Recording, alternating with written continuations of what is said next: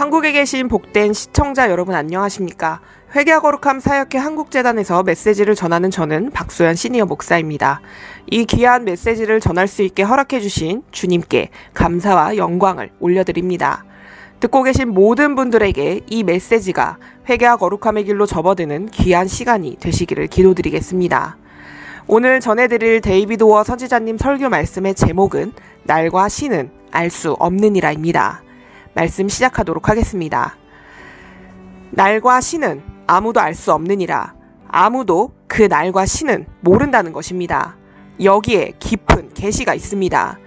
선지자님께서 이 말씀을 전해드리는 이유는 메시아가 곧 오시기 때문입니다. 주님이 오시는 그 날과 시는 아무도 모릅니다. 선지자님께서 이 말씀을 여러분들에게 전하지 않으시면 여러분은 쉽게 잠들어 버린다고 말씀하셨습니다.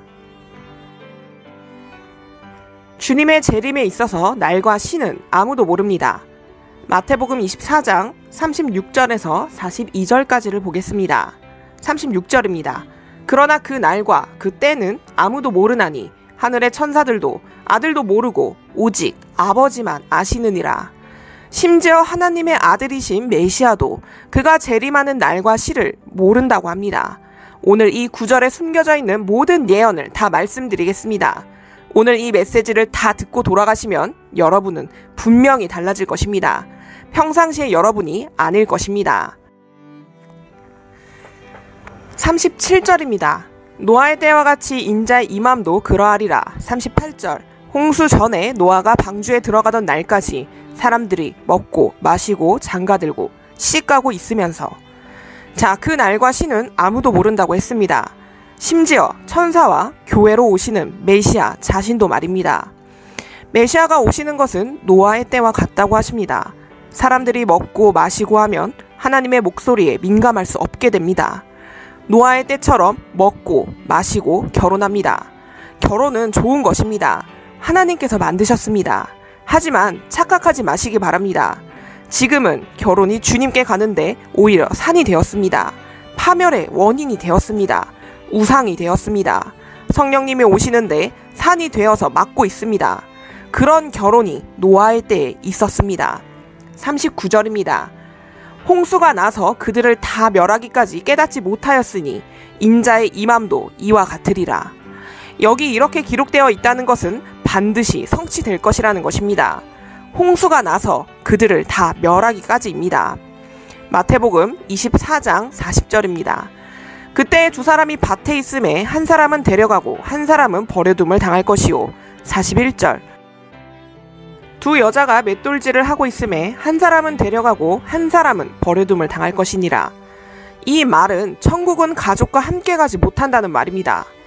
가족에 문제가 있어서 교회에 못 나왔어요. 제 부모님이 이 주의를 싫어해요. 제 아버지는 그 목사님을 싫어해요. 그래서 교회에 못 나와요. 남편과 약속을 했어요. 교회를 간다면 같이 가기로요. 아내가 가기를 거절했기 때문에 저도 못 나가겠어요. 라고 말합니다. 여기 두 사람이 한 침대에 있습니다. 한 사람은 데려가고 나머지는 남을 것입니다. 메시아가 오셔서 휴거가 일어나면 지구의 한 부분은 잠자고 있을 것이고 다른 부분은 사람들이 깨어 있을 것입니다.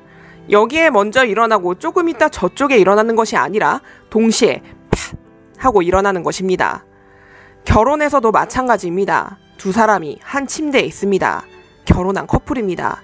그래서 주님께서 성경에 말씀하고 계신 것입니다. 교회 안에서 결혼이 있어야 한다. 한 침대에 있는 두 사람 중 한 사람은 데려가고 한 사람은 남을 것입니다. 40절입니다. 그때 두 사람이 밭에 있음에 한 사람은 데려가고 한 사람은 버려둠을 당할 것이요. 영어 버전에서는 두 사람이 두 남자로 나옵니다. 영어로 two men입니다. 두 남자가 밭에서 일을 합니다. 우리는 남자들은 모두 밭에서 일해야 함을 압니다. 여기서 남자는 하인, 보통 하나님의 종을 말합니다. 특히 목사님을 말하는 것입니다. 그럼 여기서 두 목사님입니다. 이 말은 50%입니다. 100%가 그 밭에서 일하고 있는데 그들은 여기서 설교를 할 것입니다.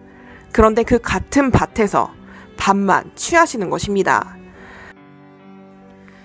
선지자님께서 하나님의 전에 와서 보니 여기에 거짓이 많이 있다고 하셨습니다. 교회 안에 거짓이 있다 보니 전부가 아닌 것입니다. 교회에 부정부패가 있기 때문에 90% 이상이 그들은 다른 밭에서 일하고 있는 것입니다. 단지 매우 적은 수만 좋은 밭에서 일하고 있습니다. 그 적은 수, 소수들이 날과 시를 모르지만 그들이 또 오면 반만 취해지고 반은 남겨지는 것입니다. 두 여자가 맷돌질을 하고 있습니다. 한 사람은 데려가고 다른 사람은 남겨집니다. 다른 퍼센트 50%입니다. 이것은 무엇을 의미합니까? 항상 하나라고 말씀하십니다. 그것은 교회를 의미합니다. 여기서 여자라고 말씀하시는 것은 교회를 말씀하십니다. 이사야서 54장 5절에서 7절까지입니다. 5절 이는 너를 지으시니가 네 남편이시라. 그의 이름은 만군의 여호와이시며 내 구속자는 이스라엘의 거룩한 이시라. 그는 온 땅의 하나님이라 일컬음을 받으실 것이라. 6절 여호와께서 너를 부르시되 마치 버림을 받아 마음에 근심하는 아내 곧 어릴 때의 아내가 되었다가 버림을 받은 자에게 함과 같이 하실 것임이라. 내 하나님께서 말씀하셨느니라. 7절 내가 잠시 너를 버렸으나 큰 긍휼로 너를 모을 것이오. 주님께서 왜 선지자님을 열방에 보내셨는지 아십니까? 왜냐하면 그들이 너무 부패했기 때문입니다. 그래서 영광이 교회를 떠났습니다. 왜냐하면 하나님은 거룩하신 분이십니다. 거룩함이 없다면 하나님의 임재 앞에 서 있을 수 없습니다. 거룩함이 없다면 부흥이 설 수 없습니다. 여러분은 부흥이라면 쉽게 이야기하시죠. 하지만 교회에 음란죄가 있고 돈을 사랑하고 거짓 복음이 있고 주술과 미신이 있고 기만이 있다면 하나님의 임재는 교회에서 떠나십니다. 하지만 보십시오. 나중에 큰 긍휼로 너를 모아서 나에게도 데려올 것이다. 여기서 여자를 말씀하실 때는 언제나 교회를 말씀하시는 것입니다. 아시겠습니까? 마태복음 24장 42절입니다. 마태복음 24장 42절입니다. 그러므로 깨어있으라. 어느 날에 너희 주가 임할지는 너희가 알지 못함이니라. 아무도 날과 시를 모르기 때문에 노아의 때와 같이 깨어있으라는 것입니다. 여기에 메시지는 무엇일까요? 날과 시는 알려져 있지 않습니다. 천사도 모르고 메시아 그분도 모르십니다. 이 말은 여러분 우리는 얼마나 축복받은 교회라는 것입니까? 아무도 날과 시를 모르니 깨어서 조심하라는 것입니다. 조심하라는 말은 무슨 뜻입니까? 그 말은 방심하지 말고 경계하라, 조심하라는 말입니다. 즉 밖을 자세히 보고 조심하라, 깨어있으라는 말입니다. 기대하고 있으라, 그냥 있지 마라. 아, 메시아가 오신다. 아시겠습니까? 저는 회개와 거룩함 사역회에 속해 있습니다. 우리는 그 예언과 환상을 항상 듣고 있고 우리에게 가장 먼저 주십니다. 그리고 우리 사역회는 돈복음을 전하지 않아요. 괜찮아요. 라고 생각할 수 있습니다. 그러나 조심하십시오.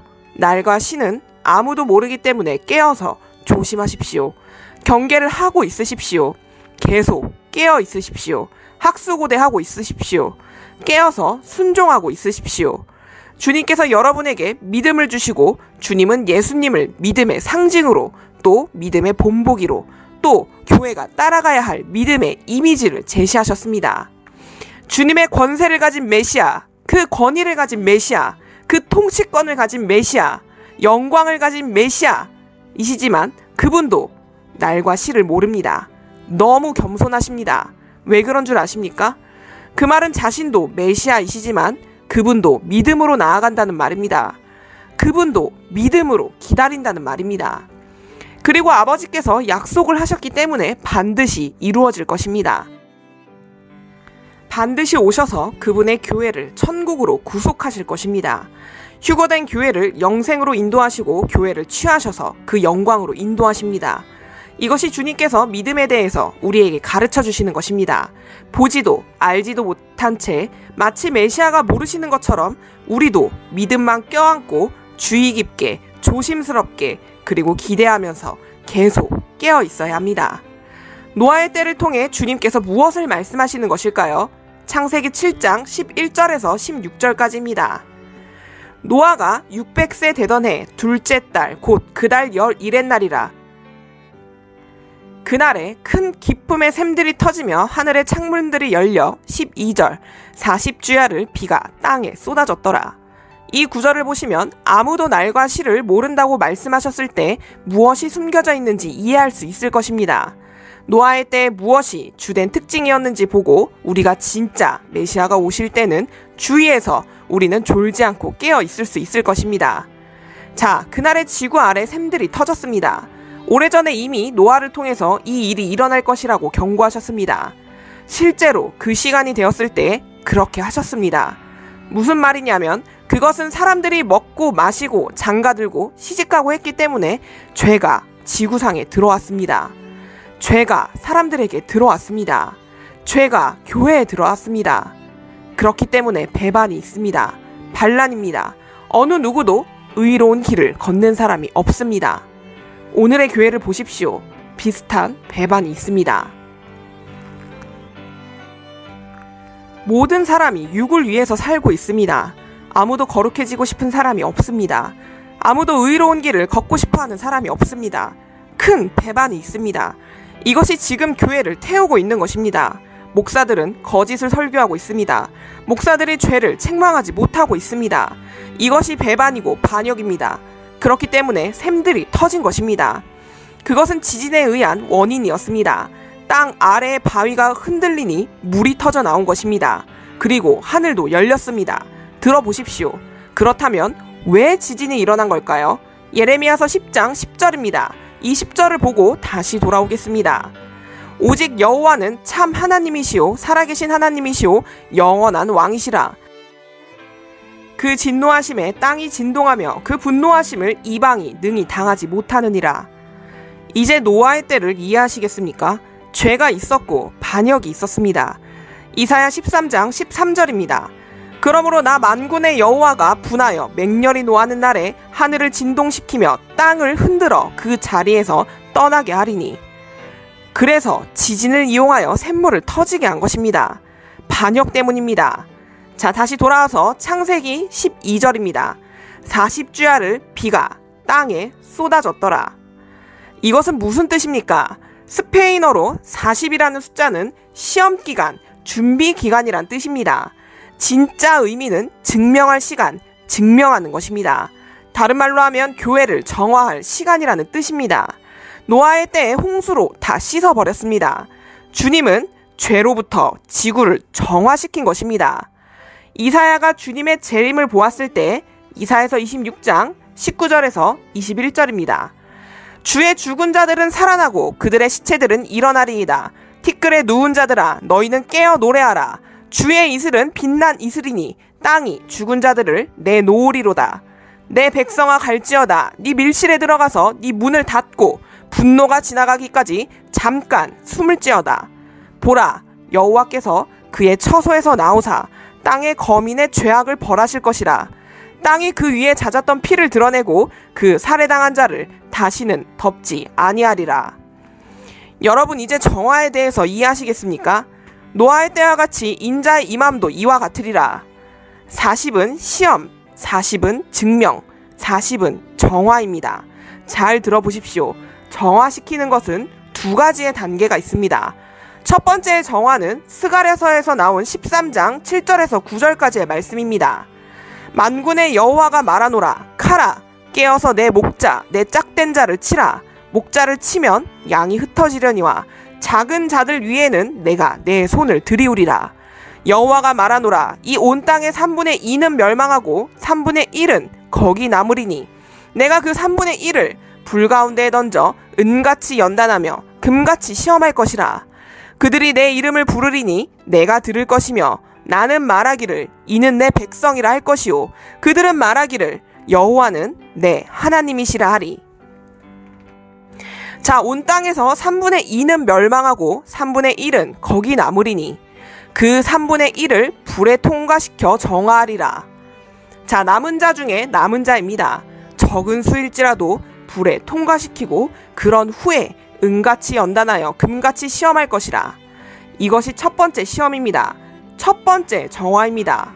메시아의 재림이 가까이 올 때 소수의 열 처녀처럼 열 처녀가 주님을 영접했을 때 그들의 사랑이 흘러나오는 것처럼 여러분이 주님을 만날 때 사랑이 흘러나옵니다. 그것이 여러분이 세상에 빛이 되는 이유입니다. 그래서 세상이 여러분이 걷고 있는 빛의 선행을 보면 세상이 하늘에 계신 하나님을 찬양할 것입니다. 그리고 나사렛 예수님을 따라 걸을 것입니다. 그것이 부흥입니다. 하지만 잘 들어보십시오. 열처녀, 그들은 무엇을 했습니까? 주님께서는 주님의 재림을 말씀하셨습니다.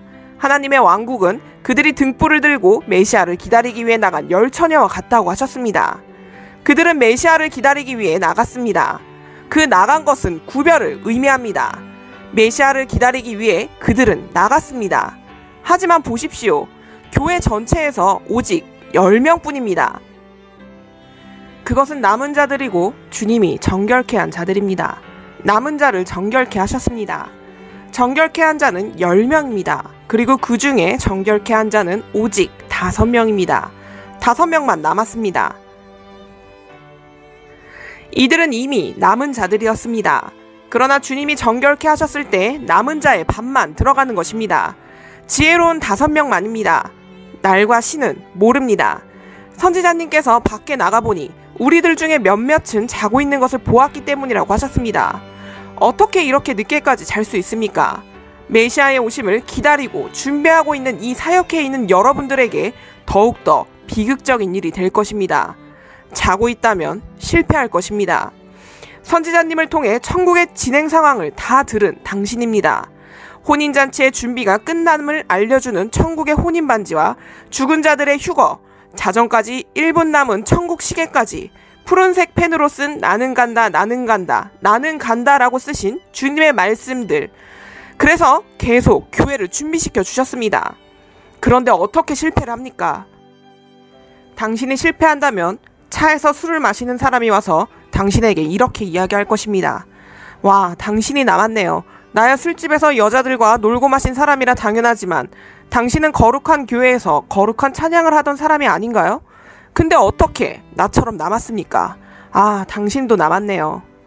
여러분, 그래서 날과 신은 모르지만 그것을 준비하라는 계시를 나누기 위해서 선지자님께서 지금 오늘 여기에 있는 것입니다. 우리는 2단계의 정화를 주의 깊게 보았습니다.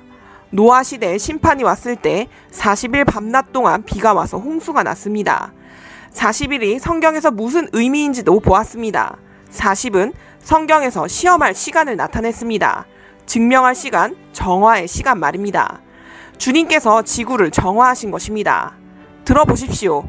이스라엘의 자녀들이 이집트를 떠났을 때 그들은 이집트에 대한 확신을 가지고 있었습니다. 그들은 이집트에 대한 확신이 있었습니다. 그들은 이집트와 비슷했습니다. 그들은 이집트의 죄를 입고 있었습니다. 그들은 세상에 따라서 건설되었습니다.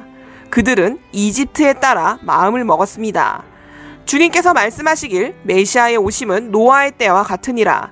노아의 때 그날이 올 때까지 사람들은 먹고 마시고 장가들고 시집갔습니다. 이스라엘 사람들은 마찬가지였습니다. 이집트에 있었을 때 그들은 닭고기를 먹곤 했습니다. 그런데 사실 그들은 노예였습니다. 그 말은 그들은 음식을 위해서 일한 것이었습니다. 하루 일을 마쳐야 고기와 빵을 가지고 돌아와서 먹었습니다. 그래서 그들을 주님께서 노예에서 벗어나게 해서 40년간 광야로 데리고 가신 것이었습니다. 주님은 이집트 사람들을 죽여야 했습니다. 다른 말로 하면 주님은 이집트 사람으로 확인된 사람을 정화해야 했습니다. 심지어 지금도 주님은 온 열방을 흔드십니다. 그래서 선지자님께서는 온 열방을 다니십니다. 역사적인 지진이 있습니다. 반드시 정화해야 합니다. 음란, 목사가 찬양 사역자와 동침을 합니다. 여자 또한 남자를 찾으러 교회에 나옵니다. 주님은 반드시 정화해야 합니다. 은같이 연단하고 금같이 시험해야 합니다. 말씀드렸습니다. 그날은 모릅니다. 그 시도 모릅니다. 하지만 그와 동시에 그 일이 일어나기 전에 여기 메시지가 있습니다. 사람들은 먹고 마시고 장가듭니다. 주의하십시오. 깨어 있으십시오. 그 날과 시는 아무도 모릅니다. 오늘 선지자님 설교 말씀 날과 시는 알 수 없느니라 1부는 여기까지입니다. 선지자님께서 말씀하셨듯 그 날과 시는 알 수 없지만 우리는 언제나 깨어 있어야 할 것입니다. 또한 주님께서는 예수님을 믿음의 상징으로 또 믿음의 본보기로 또 교회가 따라가야 할 믿음의 이미지를 제시하셨다고 하셨습니다. 이 말씀을 토대로 우리가 어떻게 순종하며 깨어 있어야 하는지를 깨달아야 할 것입니다. 오늘 방송을 시청해주신 그리스도의 지체 되신 시청자 여러분, 언제나 그날을 학수고대하며 순종하며 믿음으로 더 깨어 있으실 수 있기를 전능하신 예수님의 이름으로 기도드립니다. 다음 2부에서 다시 뵙도록 하겠습니다.